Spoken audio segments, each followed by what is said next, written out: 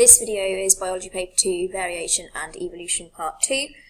So we're going to start with selective breeding for this one. So selective breeding, what that actually is it's the process by which humans breed plants and animals for specific genetic characteristics. So good examples of these tend to be food crops and also domesticated animals, so different breeds of dog and things like that, for instance.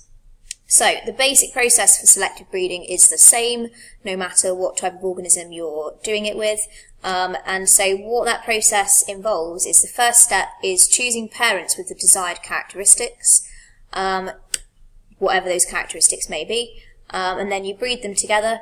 Then from the offspring you choose offspring with desired characteristics and you breed those together, and you repeat that process continuously over many generations until you end up with kind of the desired end result. Okay, so for instance it could be producing tomatoes that are juicier, bigger, redder and tastier, or it could be producing pugs, for instance, with kind of squished faces and short legs and things like that. So it just depends, what it is and what those desired characteristics are. Negative kind of connotations of selective breeding can be things like the fact that it obviously leads to inbreeding, and that kind of reduces variation amongst those individuals or those organisms, and that can lead to inherited defects being more prominent. So that's one of the big negative side effects to it. So the next thing then we need to look at for this one is genetic engineering. So another process that's used to kind of create desired effects, really.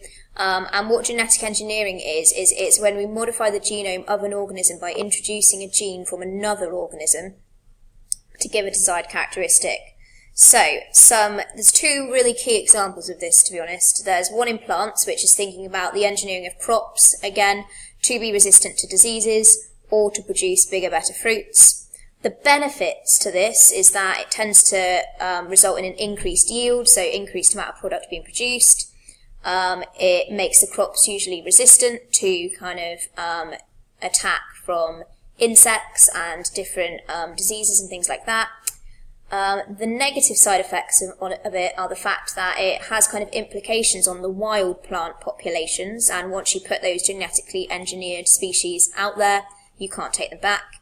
And also we're quite unsure at the minute about the effects on human health, so that's kind of a big consideration if it's for producing crops which we then eat.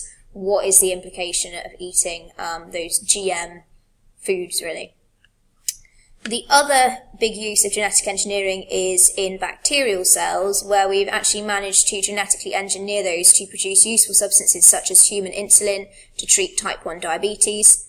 So that's a really good example of how it's used. And hopefully with genetic engineering, there is the possibility that we can overcome some genetic disorders if we use genetic engineering. For higher tier students only, you need to know slightly more about the process involved. So when it comes to actually genetically engineering, particularly bacteria, this one, though it will apply to most things, the desired gene is cut out of the DNA of the original organism, using enzymes to actually cut out that gene from the DNA. That is then inserted into a plasmid or a viral vector. The plasmid or viral vector containing the new desired gene is then transferred to the cells of another organism. So for instance, we could have a vector containing the insulin gene from humans, transferred then into bacterial cells. They are then able to secrete and produce insulin, which can then be collected and used to treat type 1 diabetes. Final bit then for paper 2, Variation Evolution, is just a bit of knowledge about classification of organisms. So the first person that devised the classification system that we still kind of follow to an extent today was Carl Linnaeus. He came up with the order of kind of organising species by kingdom, then by phylum, then by class, then by order, then by family, genus and species. So every living thing can be classified in that way. We also tend to give all living things a Latin binomial name, so it's their genus name followed by their species name, and that just makes it kind of a universal thing. We can talk about those organisms between people in different countries, and people that work with them or kind of research and things like that know exactly what organism we're talking about.